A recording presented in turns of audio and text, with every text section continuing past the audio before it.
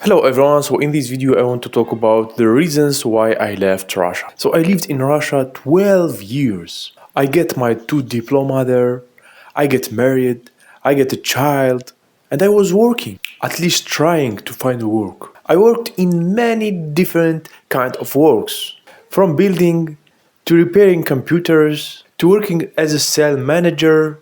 I taught Russian to Arabic people. I taught Arabic to Russian people and I translated from Russian to Arabic and vice versa. I mean, I was translating documents as well, I was an interpreter.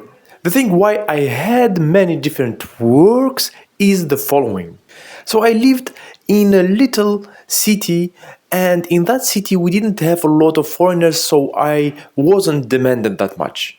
The first 7 years I was just studying and living there to have to prolong my visa and to keep living there because I am an Algerian and I am coming from another country. And despite my mother is Russian, they didn't give me any papers. Of course, I applied for that, and I was getting always refusals. It's kind of if your mother is Russian in Russia, it doesn't mean anything.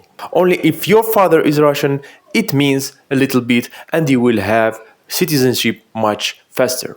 So, despite being half Russian, I didn't get any papers, and I kept prolonging my visa, and the only reason why they start giving me papers after 7 years is getting married, even though I had to wait for about 2 or 3 years to get the Russian citizenship. So that was maybe one of the first reasons why I thought about leaving Russia. Another one as well, that I couldn't find a lot of friends. It was hard for me to have friends as Russians, and that's why I opened an English club and I was in touch with foreigners there. Even my relatives there didn't want to deal with me that much. My grandmother, the mother of my mother, said that she has no rights there because my mother lived 20 years in Algeria and they just didn't accept her home, and she had also to struggle. She even wanted to get retired and she didn't get anything from the government, and that's why she had just to leave the country and she went to Algeria. So, besides a few people I just knew, I didn't have much friends in Russia. So, the place I was living in wasn't that rich, but I don't know, there were people making businesses there, but it was hard and I didn't have a big money to start, and I couldn't, I mean, even with my specialties, I couldn't make good money. So the economical situation, I mean, didn't allow me to make something there that is useful. Even like when I had the English club, I had a lot of competition there, and it was like hard to build that English club to make it like I don't know, bring a lot of money, etc. So the economical situation it's a bit, I mean, not that easy. So I just couldn't build a business there. I could, for example, continue as a freelancer there and keep translating, keep finding clients from other countries. But you all know the sanctions, how they hit, and even like a lot of websites like freelancing websites and a lot of websites that were providing work to Russians, they stopped just serving Russians. I mean, all Russian people were punished because of that, and I couldn't find any kind, I mean, of work. For example, Upwork stopped paying for Russian, Fiverr stopped paying for Russian, like the most popular websites, and even the most popular websites of, for example, of courses like Udemy and others, they also stopped paying for Russians. The same about YouTube, they stopped, I mean, paying for Russian traffic. So people who had like big channels in YouTube,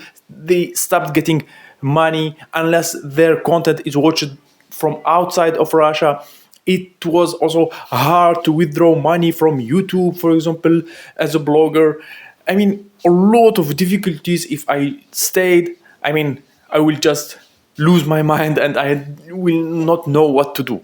And of course, the main reason with all those difficulties, with all those disappointment, is the mobilization. And I learned that it's possible that they will take even those people who get the citizenship recently, they take them to the war that is not related to them at all. And maybe, I mean, those people who get the residence and they want just to live, just to survive, just to care about their families.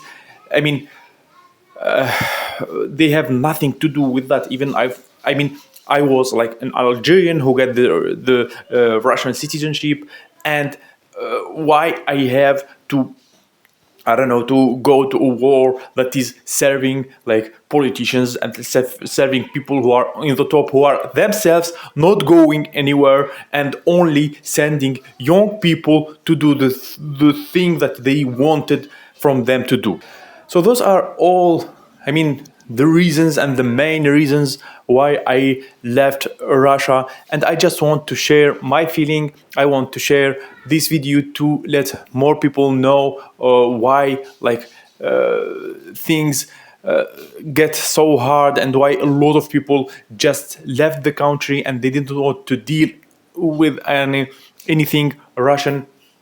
So I hope, I don't know, things will change. I hope this war will stop. Hope something will change and the life of people will be, I mean, much easier, and nobody to will send them to war with nonsense. I mean, it's crazy. I don't know. I hope that some magic will happen. So let's hope just for the best and wish that all this will stop and the Russian land will live again in peace and everything will be okay.